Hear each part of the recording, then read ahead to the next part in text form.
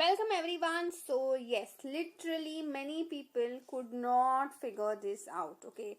And this was one of the most tricky indices question. So now let's understand how to solve these kind of questions. So we have 9 raised to root x. And here we have 243 raised to x and everything is under a root. So now in this kind of a scenario, what we can do is I can write this as nothing but what 9 raised to x the whole raised to 1 by 2. And this can be written as what 243 raised to x the whole raised to 1 by 2. Okay. So now instead of 9, I can write this as what 3 square the whole raised to x raised to 1 by 2. Okay, and this can be written over here as a raised to m the whole raised to n can be written as a raised to m into n. So this can be written as 2 raised to 243 the whole raised to x by 2.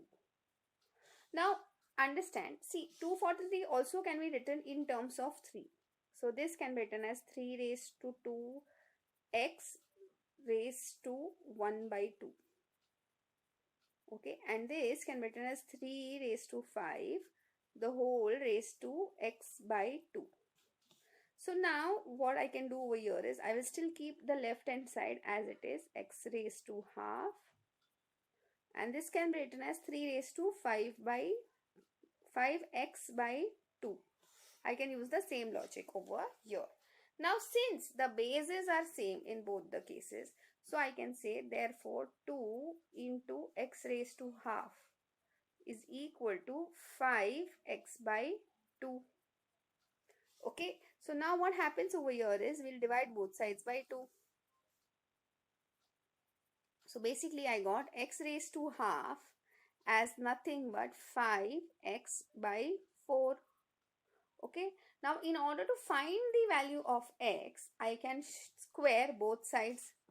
So when I do that, I get x is equals to root. When I square over here, this just becomes x. And when I square this, I get this as what? 25x square upon 16. Okay, so now what I can do in this case is we can shift everything on one side of the equal to. Okay, so basically we got 25x square upon 16 minus x equals to 0. Now let's take x common. So I have x, then we have 25 x upon 16 minus 1 equals to 0. So therefore I can say value of x is either 0 or I can say 25x upon 16 minus 1 equals to 0. So here we can say 25x upon 16, you add 1 on both sides. Okay, so basically minus 1 plus 1 gets you just 0. So we have over here 0 plus 1, which is 1. So therefore I can say multiplying both sides by 16 and dividing both sides by 25 in order to find the value of x. We are shifting all the numbers on the other side. So these things gets cancelled. I can say therefore x is just 16 upon 25. So I can say the value for x is either 0 or x equals to 16 upon 25. Okay, so I hope this is very clear to everyone. Now let's put this value in our original question. So when I put the value of 0 in both cases, I can say that any number when raised to 0 is 1. So LHS also becomes 1 and RHS also becomes 1. So x equals to 0 is correct in both the scenarios.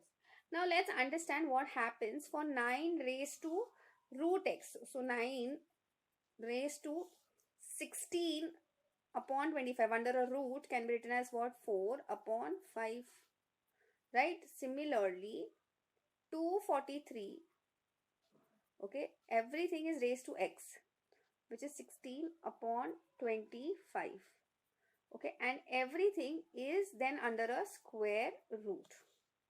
So now see, 9 raised to 3 by 4 by 5 can be written as what? 3 raised to 2 the whole raised to 4 by 5, which eventually comes out to be 3 raised to 8 by 5.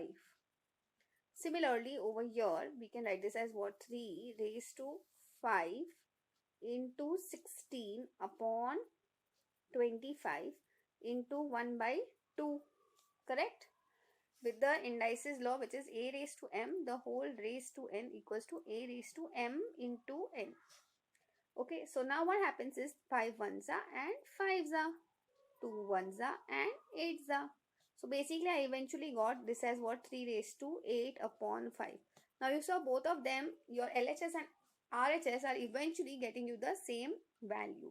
So I hope you have understood that there are times when things get a bit tricky. Now I'll show you why a lot of people got stuck. They thought that 9 raised to x raised to half is equal to 9 raised to x the whole raised to half.